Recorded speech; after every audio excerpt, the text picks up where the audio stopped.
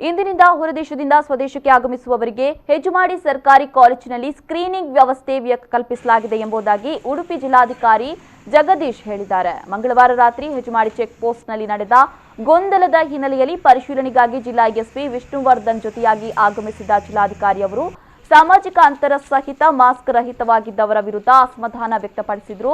ನೇರವಾಗಿ ಹೊರದೇಶದಿಂದ ಆಗಮಿಸುವವರ ಸ್ಕ್ರೀನಿಂಗ್ ನಡೆಸಲ್ಪಡುವ ಹೆಜಮಾಡಿ ಸರ್ಕಾರಿ ಕಾಲೇಜಿಗೆ ತೆರಳಿ ಅಧಿಕಾರಿಗಳಿಂದ ಅಲ್ಲಿನ ವ್ಯವಸ್ಥೆಗಳನ್ನು ಕೇಳಿ ತಿಳಿದುಕೊಂಡರು.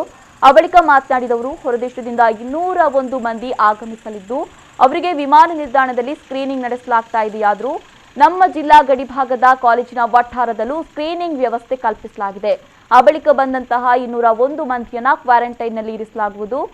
ಹಾಸ್ಟೆಲ್ನಲ್ಲಿ ಕ್ವಾರಂಟೈನ್ ವ್ಯವಸ್ಥೆ ಕಲ್ಪಿಸಲಾಗಿದೆಯಾದರೂ ಅದರಲ್ಲಿ ಇರಲು ಅಸಾಧ್ಯವಾಗುವ ಮಂದಿ ತಮ್ಮ ಸ್ವಂತ ಖರ್ಚಿನಲ್ಲಿ ಖಾಸಗಿ ಹೋಟೆಲ್ಗಳಲ್ಲೂ ಇರಬಹುದು ಅಂತ ಹೇಳಿದರು.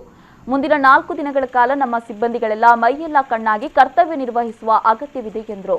ಅದಕ್ಕೆ ಬೇಕಾಗುವಂತಹ ಪೂರಕ ವ್ಯವಸ್ಥೆಗಳನ್ನು ಗಡಿಭಾಗದಲ್ಲಿ ಮಾಡಿಕೊಳ್ಳುವಂತೆ ಅಧಿಕಾರಿಗಳಿಗೆ ತಿಳಿಸಿದರು. ಈ ಸಂದರ್ಭ ಕಾಪು ತಹಶೀಲ್ದಾರ್ ಮೊಹಮ್ಮದ್ ಇಸಾಕ್, ಕಾಪು ಸರ್ಕಲ್ ಇನ್ಸ್ಪೆಕ್ಟರ್ ಮಹೇಶ್ ಪ್ರಸಾದ್ ಹಾಗೂ ಮತ್ತಿತರರು ಉಪಸ್ಥಿತರಿದ್ದರು.